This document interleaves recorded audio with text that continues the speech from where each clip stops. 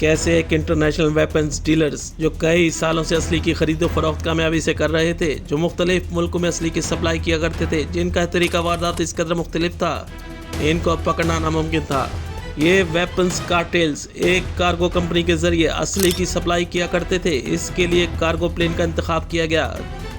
जिस मुल्क में असली की सप्लाई करना होता, वहाँ प्लेन के जरिए आसमान से इस लोकेशन पर असला गिराया जाता था, जिसके लिए पैराशूट के जरिए असले के भरे हुए बड़े बड़े बॉक्स गिराए जाते थे।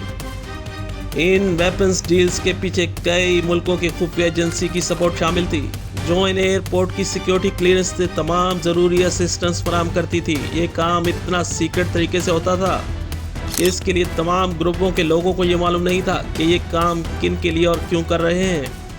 ये वेपन्स ब्लैक मार्केट के जरिए प्राइवेट ग्रुप्स को असला फराहम करते थे, जिनमें बिलियन डॉलर्स की डील शामिल थी। इन सब के पीछे एक सीक्रेट एजेंसी शामिल थी, क्यों ये पूरी दुनिया में ब्लैक मार्केट में असली की डील्स किया करते थे। कार्गो कंपनी की आड़ में ये असला सप्लाई हुआ करता था।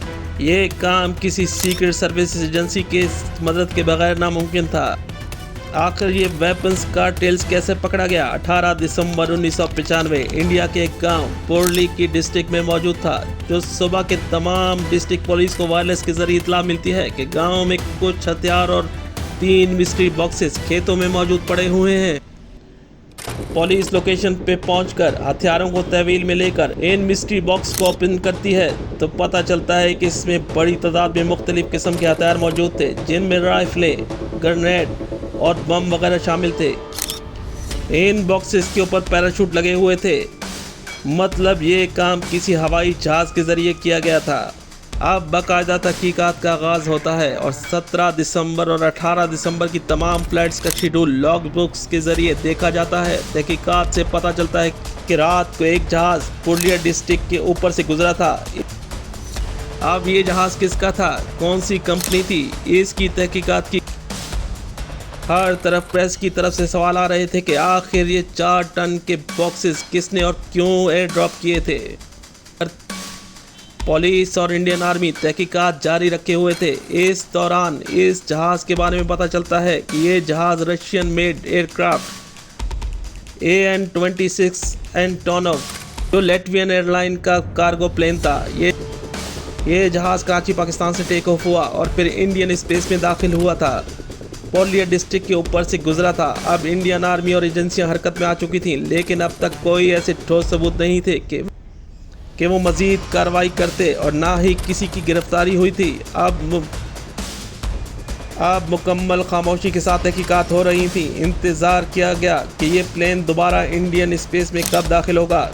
कुछ दिनों बाद 26 दिसंबर 2095 लैटवियन एयरलाइन का ये जहाज़ इंडियन स्पेस में दाखिल होता है और फिर कंट्रोल टावर की तरफ से इंडियन एयरफोर्स को इतला दी जाती है। इस दौरान इंडियन एयरफोर्स हरकत में आई और अपने जेट एयरक्राफ्ट के जरिए इस जहाज़ को इंटरसेप्ट किया और इसे लैंड करने का हुक्म दिया गया, और बिलाखिर लैटवियन एयरलाइन का ये जहाज़ मुंबई एयरपोर्ट में लैंड हुआ था। काफ़ी देर रनवे पर खड़ा रहा, लेकिन अभी तक इंडियन एजेंसीज की तरफ से कोई एयरक्राफ्ट के पास नहीं आया। 45 मिनट का टाइम गुजर चुका था। इस जहाज़ में 8 लोग सवार थे, जिनके बारे में जानना बहुत ज़रूरी था। 5 लोग क्रू के थे, लेकिन ये 3 लोग इस केस के लिए बहुत अहम थे। कौन थे ये 3 लोग?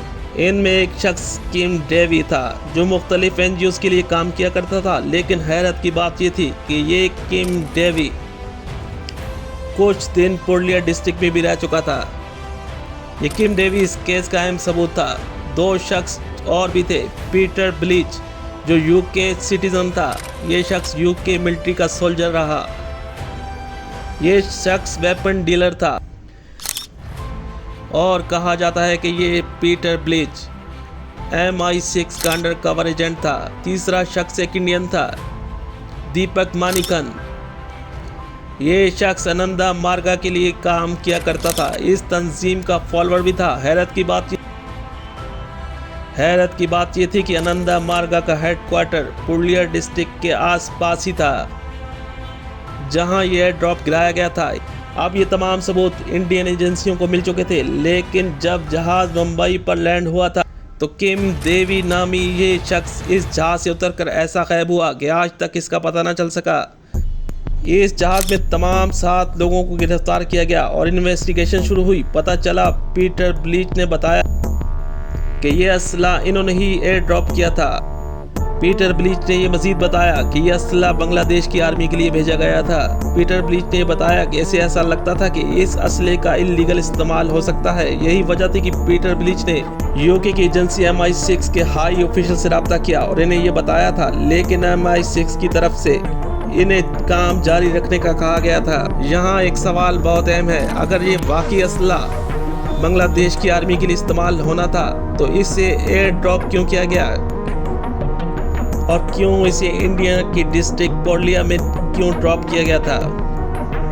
ये काम ऑफिशियल तरीके से भी तो हो सकता था। दाल में कुछ काला जरूर था। असल में ये असला आनंदा मार्गा तंजीम को सप्लाई किया जाना था और इंडियन गवर्नमेंट और राह के कुछ लोग इस डील्स में मुलविस थे। यही वो वजह थी कि किम देवी एयरपोर्ट से इसे निकाला गया और इसे डेनमार्क पहुंचा दिया गया ताकि मजीद तहकीकात ना हो सके। अब सवाल ये था कि आखिर ये असला आनंदा मार्गा को क्यों चाहिए था? असल में उस वक्त बांग्लादेश की गवर्नमेंट आनंदा मार्गा तंजीम पर जुल्म सितम कर रही थी। ये असला आनंदा मार्गा ने अपने डिफेंस के लिए खरीदा था। कई सालों तक ये तहकीकात चलती रही। बाद में इन 7 लोगों को इंडियन कोर्ट्स की तरफ से उम्र कैद की सजा दी गई, लेकिन हैरत की बात यह थी कि कुछ ही सालों बाद इन 7 लोगों को एक एक करके रिहा कर दिया गया। लेकिन इस केस में ऐसे लूपहोल्स थे जो कभी भी हल ना हो सके, क्योंकि MI6 और कुछ इंडियन ऑफिशियल्स इस काम में मुलविस थे। इसीलिए इस केस को मजीद आगे नहीं चलना दिया गया।